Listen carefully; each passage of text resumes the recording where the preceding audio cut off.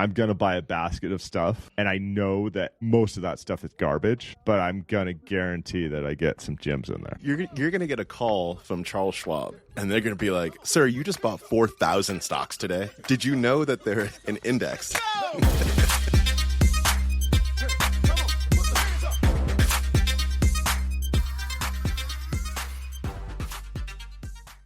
This podcast contains the arguably witty banter of two friends, Skippy and Doogles, that like to debate about investing. The content is intended to be entertaining and for informational purposes only, not investment advice. You should do your own research and consult a financial professional before using any of the information in this podcast, and especially before investing. Skippy and Doogles in the place to be. Welcome, everybody. Glad you're here. SkippyDoogles.com. It's where you go for all that you need from the Skippy Doogles universe, only rivaled by the Marvel Cinematic Universe. Yes, the Marvel, not the Marvel people. The Marvel Cinematic Universe. And hit us up, skippydoogles@gmail.com. We love your listener mail. Please do. Guys, you might want to skip this one today. Doogles is just full of nonsense. The pre-show meeting was a disaster. Like, there's no chance it's going to be a good show. Oh, no, we were talking about Fuzzy Wuzzy was a bear. Fuzzy Wuzzy had no hair. Fuzzy Wuzzy wasn't fuzzy. This is what I'm talking about. He's over there wearing a Super Mario Brothers shirt, too. Like, there's no chance this is a good show. Oh, it's about to be phenomenal with style, because what we got today, we're going to start it off with a quiz. I got a quiz for you. You're going to love it, Skippy. Then we're going to discuss what I think is a pretty fun winning investment strategy, fun to walk through, talk about value investing and how that has done over time, and then wrap it up with a premium-only Inside the Trade. For premium subscriptions, please go to skippydoogles.supercast.com. You get things like we're going to talk about today, some research recommendations for what you should look at from the stocks. You get things early. It's going to be awesome. You ready for the quiz? Yeah. This is one of your favorite topics. This only rivaled by Ida Bitta, operating margins. We're going to discuss operating margins, and my quiz for you is going to be, I'm going to give you an industry, and you are going to give me the weighted average operating margin for that industry. Okay. All right. So I read this research. I consumed this week. There's no chance I'm going to remember this at all. So perfect. You're That's why I'm going to doing do this. very well. Yeah. That's why I'm doing this. So someone went through and looked at over 10,000 publicly traded companies and looked at both their median and their weighted average operating margins, and they've grouped them up into industries. It has no full value, but I still think it's interesting that someone spent their time, and so I'm going to quiz you on it. Okay. I'm going to start from the tippity top. We're going to do like 6 of them. Ports, Skippy.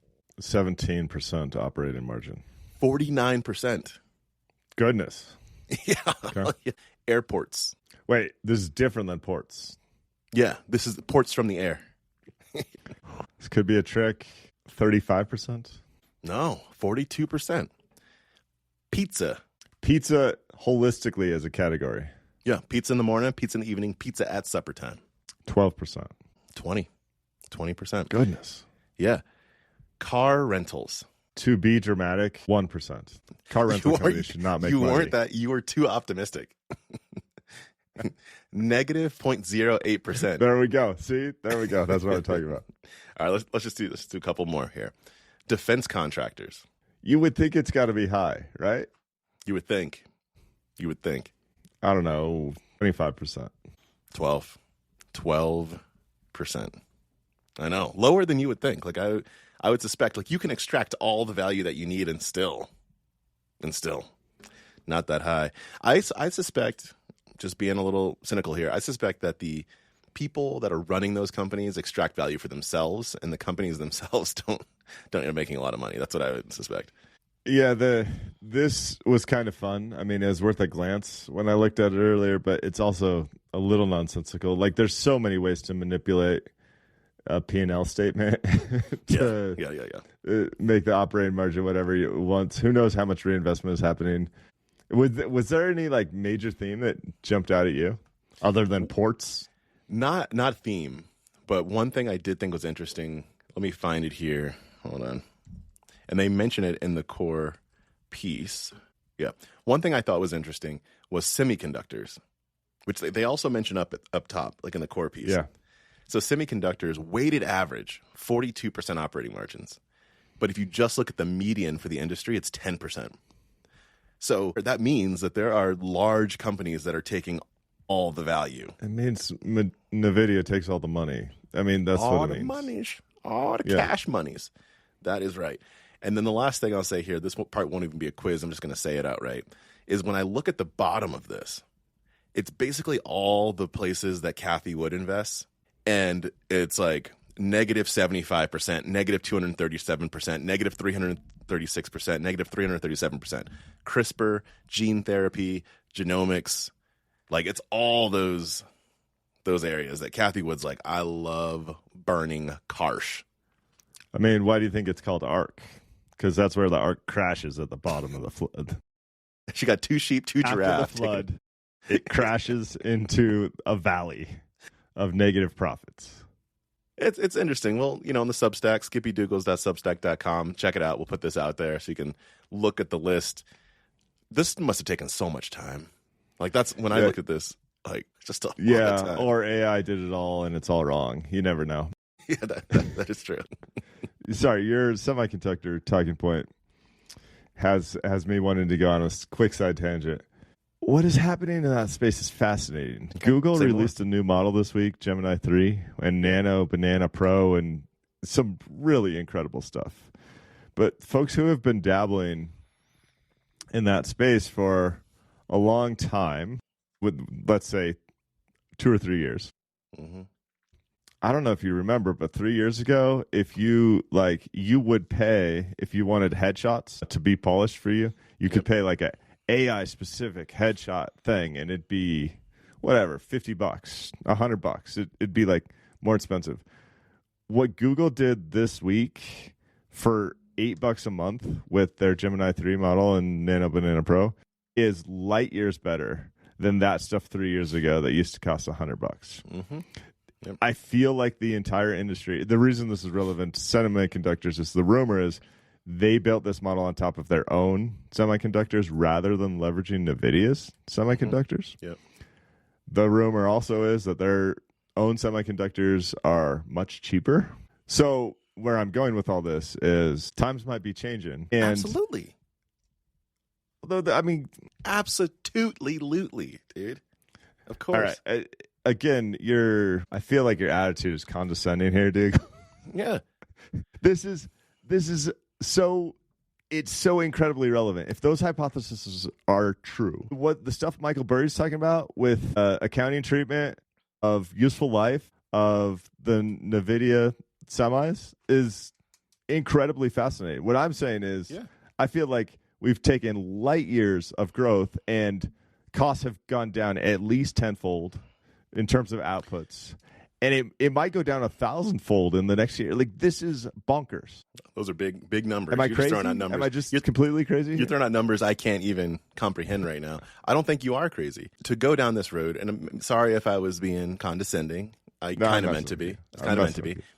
But if you take if you take two numbers that are this far apart, the median and the weighted average, the thing I would say is you take a company and assume that it's going to get closer to the median over time. Maybe it never gets there.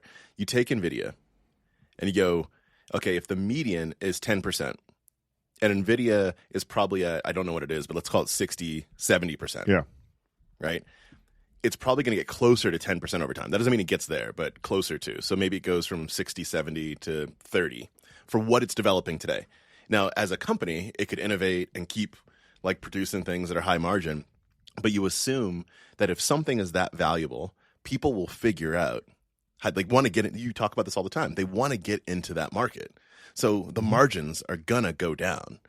And it's good, I think, to have some kind of a conservative posture and at least understanding the scenario if that happens. It's super important. And so if, like NVIDIA today, they just came out with their earnings and they're going to, I can't remember the number, but it's like 500, 600 billion, something like that. They're going to be bringing in that they have orders. They have line of sight, I think is what they said, line of sight to. That assumes people are going to actually pay those numbers. So much can change over time where you're like, oh, actually, I'm just going to develop on my own. And let's go ahead and cancel half those orders or whatever it is. Like, it's hard to, when you have things that are cutting edge, it's hard to look that far into the future. Okay. So. Oh. Uh-oh. This is when Professor Skippy comes out. I know that, Si. No, but this is really weird. I bought some Google, I think like 6-9 months ago. Not that long something ago. like that. Yeah, springtime. It's doubled. Yeah. The stock has doubled. Mm-hmm. Yeah. The fact that one of NVIDIA's major competitors may end up being Google, the fact that one of OpenAI's major competitors may end up being Google. Do you guys remember Bard? Remember when Google's AI was called Bard? It was laughable. The thing couldn't like count or spell word. It couldn't count the R's in strawberry. Yeah. Like the reason the stock has doubled recently is because it was so depressed earlier this year with people thinking they were losing search revenue forever. They couldn't walk straight with AI. There's basically nothing to sell about the company. And now their AI models appear to be some of the best available today. They appear to have chipsets that are significantly cheaper and potentially on par with NVIDIA. It's just like this incredible upset. I don't think the stock was worth what it was trading at 9 months ago, and I think it's worth less than what the stock is trading at today, without a doubt. Yeah. But it's almost unbelievable. It makes me think about when I was pitching somebody from Amazon. It was like head of biz dev, Amazon, about something. Doesn't matter what it was. To partner with them. And he goes, look, I'm going to be straightforward with you. I love what you're doing. Love this. And this is how it's going to play out if we partner. I'm going to sign a 3-year agreement with you. I'm going to take 2 of those years to understand deeply what you all do and how you do it. I'm going to take the last year to ask you probing questions to make sure like the last 5% of what I don't understand, I fully understand. So we're not going to renew and crush you. I'm not going to renew, and we will have that product in year 4. I went, cool. Well, I'm going to go ahead and conclude this meeting. and to what you were saying around being competitors, it's like not exactly even competitors. Just we're just going to build it ourselves. Like we'll just have it. Well, and I didn't even intend to talk about Google today. You know, I've tried OpenAI, I've tried Anthropic, I've tried Perplexity. I think I've tried pretty much all of them. In the business setting, one of the really frustrating things about like the OpenAIs of the world is the way they write up their confidentiality agreements and who owns the data and stuff is super shady and doesn't feel like you can use it in a business context with confidential information. Google's got that handled in a way that's much more professional because Google is used to dealing with business enterprises. And now that I feel like the capabilities are pretty much on par across that subset. And if anything, Google's near the top. And Google wants to charge my business $8 a month per user. It just feels like do you get a no-brainer. And do you get this worth the workspace, or is this $8 additional dollars? Yeah, it's like an add-on to the workspace. And again, you know, my business is small, right? There's different pricing tiers, but I'm just telling you from my perspective, it feels like their ability to step on OpenAI like it's a little flea, it is massive. It's cheaper, better, it's more secure. You can trust it with confidential data. Wow. Was this do we have advertisements now here on the show? Because you just no. Skippy Doogles play some special music? Tell me I'm wrong. This is instant reaction from this week. The thing came out days ago, right? Yeah. But I've been super impressed. And it's the first time OpenAI has felt like my business workflows were happening, and then I had to step out of my business workflow to consult it and then go back to my business workflow.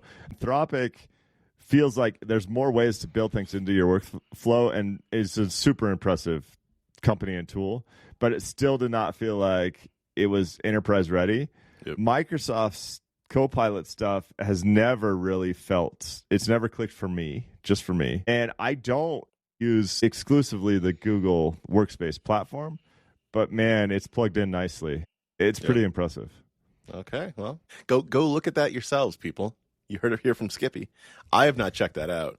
I do know that Gemini generally has seemed like it's gotten much more integrated and trustworthy over time, but I have not gone deep into it, so maybe I need to check it out a little bit more.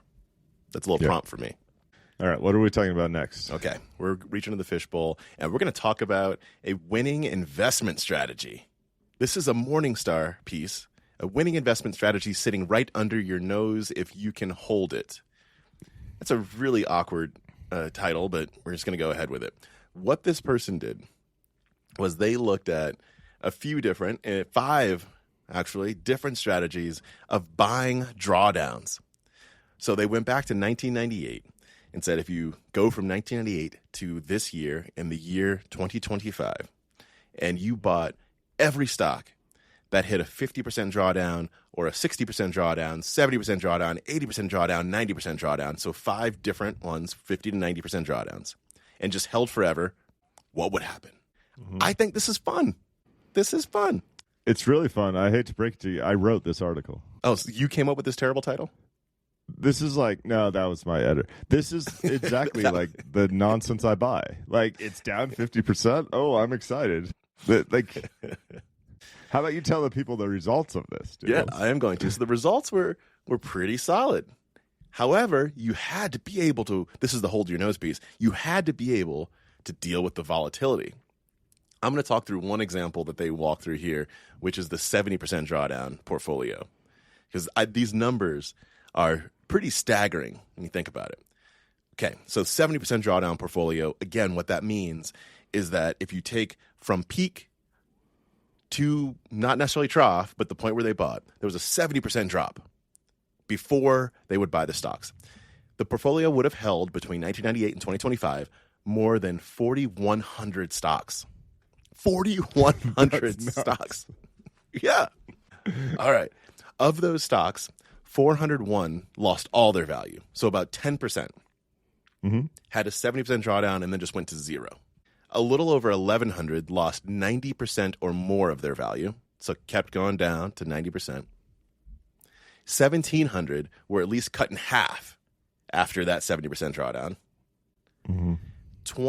About 2,300 lost money in total. So if you take all that I just described, about 2,300 lost money. Those numbers are out of control when you think about it. Okay, so yeah, but do you know some of the companies you bought? No, yeah, we're gonna hit this. I'll let you walk through that. I'll let you walk through it. Okay. No, keep going. Okay, so there's 1,800 or so that earned a positive return. Of those, 570 gained no more than cash. Another 980 out-earned T-bills, but lagged the Vanguard, like total stock market fund. That left a little under 300 stocks that outperformed the market. Remember, we started with 4,100 total stocks that had already been down 70%. This tells you so much about the market by itself. If you just look at this, it tells you so much. Now, I do want to get to what you mentioned, and I will let you walk through these because I think it's fun, and I want you to have some fun today. Some of the stocks that you would have bought are, Skippy, take it away. I mean, there's 3 that really matter. NVIDIA, after an 89% drawdown, you would have purchased it. Insane. October 1st of 2022. Okay? Remember October 1st, actually. Yeah, it's a very important date. From there, it'd be up 200,000%. 200,000%. Apple, on the exact same date, August 1st of 2022. October. From there, after a 79% drawdown, from there, it'd be up 92,000%. And Amazon, after a 93% drawdown, October 1st of 2021, where it only goes up, 70,000%. So there's others, but my goodness, basically the whole strategy here is like buy NVIDIA and Apple at their lowest points and sit on your hands. Why didn't you do that? Why didn't you just do that? Because it's hard. Because it's basically impossible for humans to be like, you know what I should do? I should buy Amazon down 93%. 93%. That means there was 7% of its value was left. That is the dregs. That's the absolute dregs. How wild is that? We've talked about this a few times on the pod about the level that stocks can get hit and how you're buying. If you are buying individual stocks, you got to be ready for some nonsense like this. But 93%? The 2 stocks I love and talk about frequently on the show, you should not love these because they're painful, are Novo Nordisk, currently in a 66% drawdown, which is is basically tied for the largest drawdown in the history of the company. This is a 150-year-old company. Diageo, which is currently down in a drawdown 53% from high, which is the largest drawdown on record since the stock started trading this century. Obviously, Guinness goes back to the 1700s. I don't have the data. I imagine in the 1800s or something there was a larger drawdown. But that's why I'm joking about me buying this garbage. I mean, to me, so if you want to play this kind of safe, there's a way to do it, which is watch the stock have the ridiculous drawdown. Watch Amazon go down 93%. And wait until it breaks a momentum trend line on the way back up. So you don't try and catch a falling knife. That's really hard and a ton of work. You're calling that safe? Safer. Sorry, safer. A good way to do it is what this article breaks down, which I love. It's I'm going to buy a basket of stuff, and I know that most of that stuff is garbage, but I'm going to guarantee that I get some gems in there. You're going to get a call from Charles Schwab. And they're going to be like, sir, you just bought 4,000 stocks today. Did you know that there is an index? Yeah. My favorite is when the guy, the 23-year-old guy or gal leaves a message and says, I'm looking at your account and I think we could talk. And it's like, dude, you have no clue. You have no clue what's happening here. Just hang up. Hang up right now. I bought 4,000 stocks based on a complicated Morningstar study that you can't understand. Sorry. It is the telling thing that I would say to take away, and we've covered on this here pod, we've covered reports that have walked through this before, at how few stocks end up creating so much of the value that exists in the market with a buy and hold, if you take a buy and hold strategy. So you have to know when to buy, when to sell. It's so complicated to have individual stocks that really what happened here is they ended up buying NVIDIA and Apple. Like, that is what happened. And you had to buy 4,000 stocks to make sure that you got those two. It's pretty wild stuff. Oh, I thought this was fun. A lot of fun. Okay. All right. You want to reach into the fishbowl and talk about some value? I mean, factor? You know what's not fun? Being a value investor. You seem to love it. I'm not going to go deep in the weeds here. I'm just will. going to complain for a second. There's a research report from 2 Centuries Investments. I bet it's called 2 Centuries Investments because they pieced together 3 data sets to take investing analysis back to 1825. So nerd stuff is most of the data sets are Pharma and French, which goes back to 1927. There's another famous data set that starts in 1970. So most of the data analysis you see in backtesting is done off those data sets. These guys pieced together 3 other data sets to go back to 1825. Pretty much because it's interesting. I mean, there's not, in my opinion, it's interesting. And basically, I'm exaggerating slightly, but basically, we are currently living in the worst time for value investing over the past 200 years. Okay? So we have 200 years worth of data. We're currently in a 59% drawdown compared the value factor compared to the growth factor. Or did they compare it to momentum here? Let me confirm. It's momentum, I think. Okay. And the last time that happened was 1904, and it's the greatest drawdown in the last 200 years. I mean, like I said, I'm just complaining here. Like, it's just, what a time to be alive. What a time for my quantitative value portfolio to be growing great. I've said this before. No one cares about cash flows. No one seems to care about profitability. No one's valuing the stock that maybe grows at 3% a year that has made money in each of the last 50 years. People don't care. All people care is, what is the hype? What are the growth rates? You know, am I making up some money? Did I sign a deal with OpenAI? So what happened the last time there was a 59% drawdown?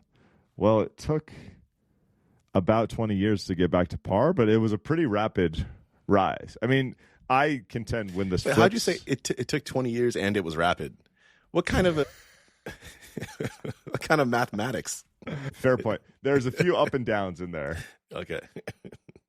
When it flips, it can flip like as significant gains in short periods of time. But then, like any climbing Mount Everest, there's some trials and tribulations along the way. That is very fair, very true. I think this Great Depression time period is still like, it's so hard for people today, and by people I mean myself, to imagine this situation where you have stocks that started going down in late 1929 and did not get back to par until 1954. That is such a long period of time. And looking at it on this here graph, it's wild to see. That's just rough. That is so rough. The trough is when World War II started, basically, was the absolute trough. And then things started climbing relatively from there. This is out of control. I think it's fascinating to look at this. I don't know what this means. I mean, who knows, right, for the future. But to your point, this is a time from a value investing standpoint where it's been hit so hard that you're like, at some point, cash flows are going to matter. At some point, people are going to say that they would rather a stock have a price to sales ratio than not have one because it has sales. At some point, this will happen. Yeah, I mean, just will I be dead first or... Maybe that's why it is called 2 centuries, because it's going to take 2 centuries for you to get your money back. It's hilarious. I fully believe in the investing methodology and style, but these things can happen over decades, and you're kind of along for the ride. It's investing. That's investing for you. All right, shall we transition into the premium part of the episode? We shall. Inside the trade, here we go. Inside the trade, skippydoogles.supercast.com. That's where you can go to get a premium subscription. We're going to do Inside the Trade, where we talk about a couple of research recommendations. That means you go, take our ideas, research them yourself, see if they fit your style. For everyone else, see you soon. Premium subscribers, stick around.